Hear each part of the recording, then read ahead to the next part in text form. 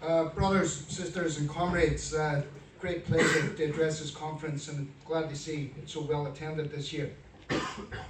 Forgive me standing here like Long John Silver. I know I just need a parrot, and I thought it was really important to come to this conference this year because I wanted to sit amongst a room full of heroes, because that's what people at this conference are.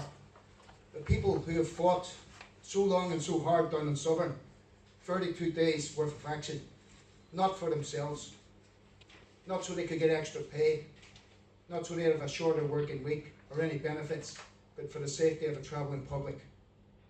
And I would like to join Ken in praising those people in the highest possible regards. You've done an absolutely fantastic job, and I'm very, very proud to serve you.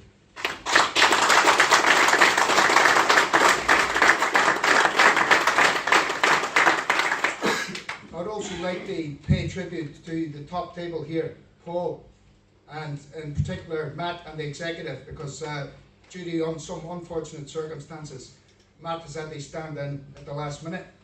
He wasn't the elected conference secretary, and he's taken over pretty recently, and he's done a fantastic job. So thank you very, very much for all your hard work.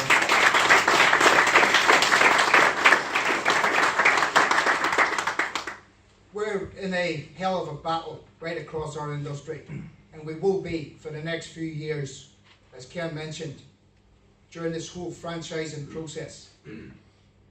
Millie's here in the room, Garrett from Southern, and when they balloted democratically, got a big mandate for the strike, first tactic that the management tried to do was intimidate them. So they had all sorts of threatening letters. Then they had their travel passes for themselves and their families confiscated. Then they had their parking passes confiscated. And you know what that did? That steeled them, that put steel into them, and gave them the ability to actually pursue this dispute for over 30 days. That's what it did. Completely backfired. And when the company put a hate campaign, which basically, I think, encouraged people to attack our staff on social media, it backfired to such an extent that they had to withdraw it within days, because they were getting abused and not our guards. So we have a position on Southern. We're after 30 days of action. 30 days. The TUC decided that they should get involved at the behest of our brothers and sisters in the ASLEF leadership. And let me make the clear distinction. The ASLEF leadership is not the ASLEF membership. The ASLEF membership are our comrades and our brothers and sisters, and we should be talking to them at every opportunity in the depot and highlighting how their leadership are not representing them in the slightest bit.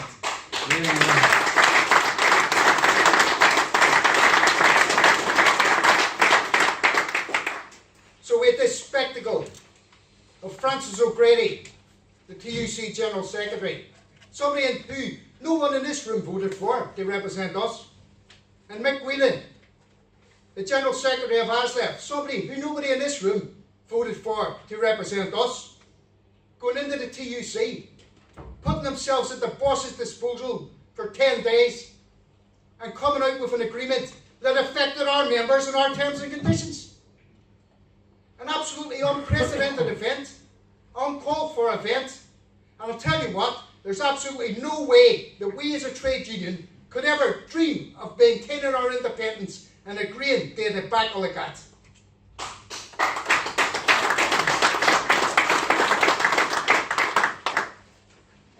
So they come out. And not only did they come out with a shocking, appalling deal, which didn't guarantee a second safety critical person on the train, they came out with a deal that said any unauthorised absence, then a train could run without the onboard supervisor, which is the replacement role for the guard. So we went to ACAS to get this clarified.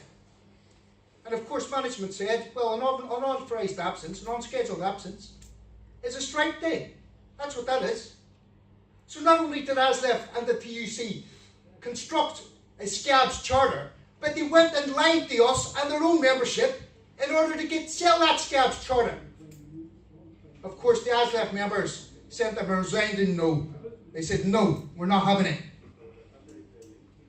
So rather than apologise, as you would expect any decent person to do when they've made a mistake. Aslef and the TUC, well, Frances took a back seat. Don't know where she's gone, by the way. Hasn't managed to find our picket line in over 30 days of action. Can put herself at the boss's disposal for 10 days. Never found a picket line. So, Whelan then decides, well, what we'll do, we'll go back in. We'll change a few words in this document. We'll put it back out to the members. We'll twist every arm, call in every favour, get every petty bureaucrat out campaigning for a yes vote. And to their eternal credit, the ASLEF members told them no again.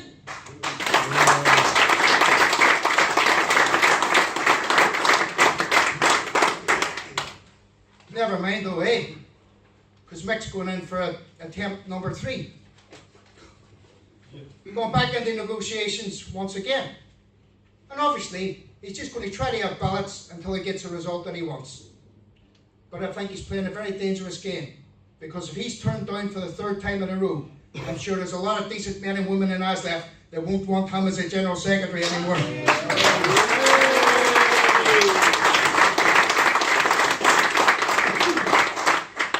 Moving on, the Merseyrail. What a shocking company. Ken, we've done fantastic work up there, both yourself and John Tully, Darren Ireland, and the whole team around there. The regional organisers, the executive members, the local reps, the tier 2 reps, we all work together. And they dug up this law from 1861. They attacked Martin's 1861. Somebody must have been sitting there going, well, he's done nothing wrong, he's complied with the rule book totally. Go and find something. And then, you know, the SWAT in the class found, well, I found a bylaw from 1861. Marvellous, we'll charge him on that. Well, we had a demonstration outside that court where it was said in no uncertain terms, if Martin C goes to jail, your trains will not be running.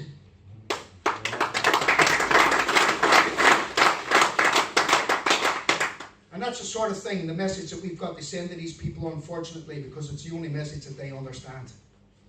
And when you see Labour councils, and that Joe Anderson, supposedly a Labour mayor in Liverpool, I think he was ex-NUS, or at least his brother was. Used to be one of ours. Billy. Both of them, yeah. Well, I don't know how much a soul costs, but I'll tell you what, he's sold his time and time again at Joe Anderson. And how can they turn round when Corbyn and MacDonald and all the decent people, and indeed the leadership of the Labour Party, are supporting us to keep a guard on the train, and say it's against Labour Party policy? Try to say it's against Labour Party policy when John Tilley hammered them in the Labour Party branch and got a motion passed to keep the guards on the train. How can they do that? I think they're all trying to wash their hands of it now and deny it. But I have to say, we're supporting Jeremy Corbyn and John MacDonald. But it's about time, if we elect them to lead the Labour Party, that they need to lead it. We can't have Anderson and these councils going off and doing what they want. That way lies anarchy. Absolute anarchy. And we can't be having that. If the party's decided and the leadership's decided they're going to back the policy of having a guard on the train, which is overwhelmingly popular with the public, we can't have these little petty bureaucrats who run it for the gravy train going off and doing something else.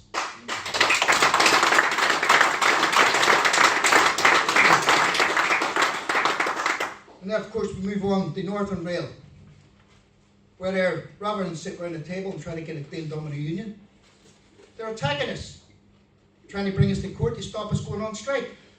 They said it was, we only wanted to go out for the Grand National. Well, they're all chomping at the bit to attack us, you know.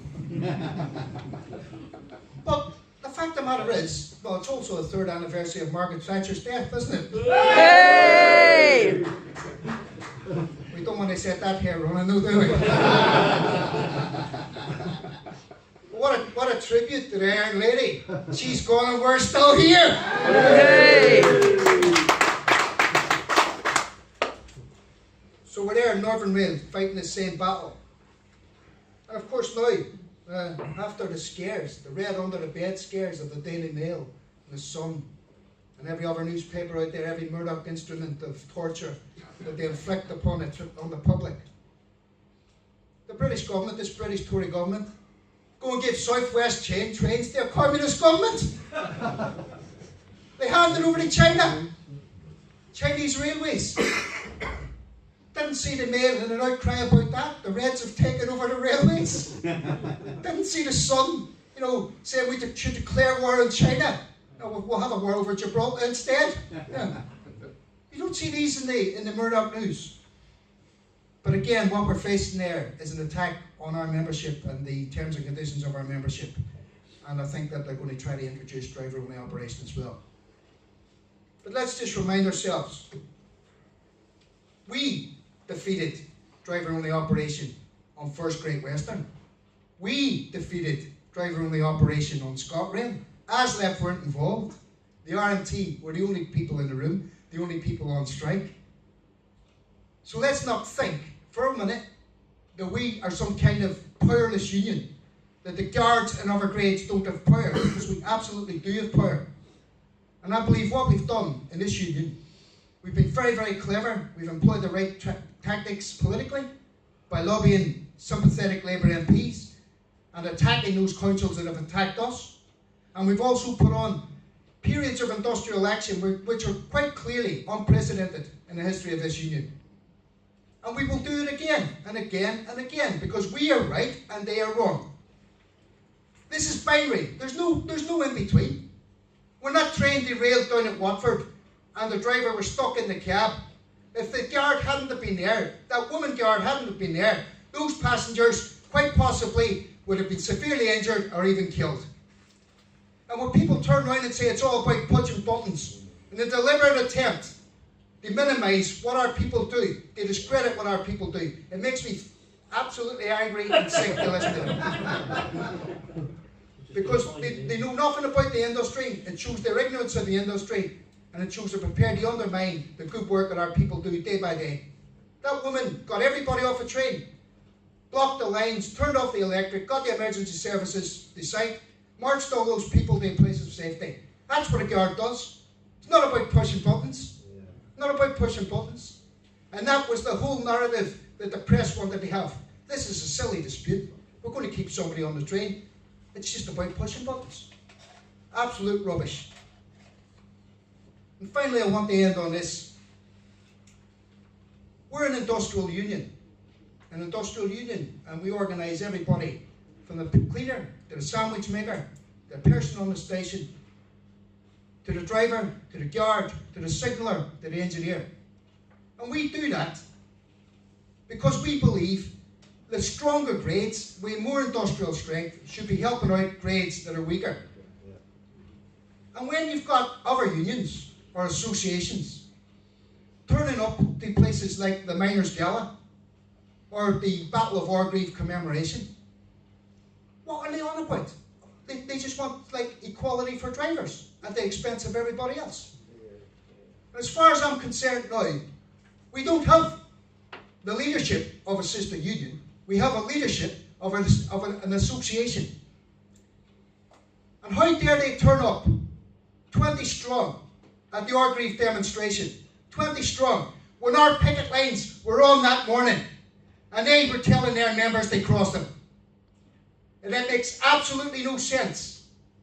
And one person who half fooled me, I have to say, and he was supposed to speak at this conference today, his byline is, well, I used to get up an hour early. They hate Maggie Thatcher even more. That's what he used to say. Oh, we should get up an hour early and join our picket lines once in a while. That would be good, wouldn't it?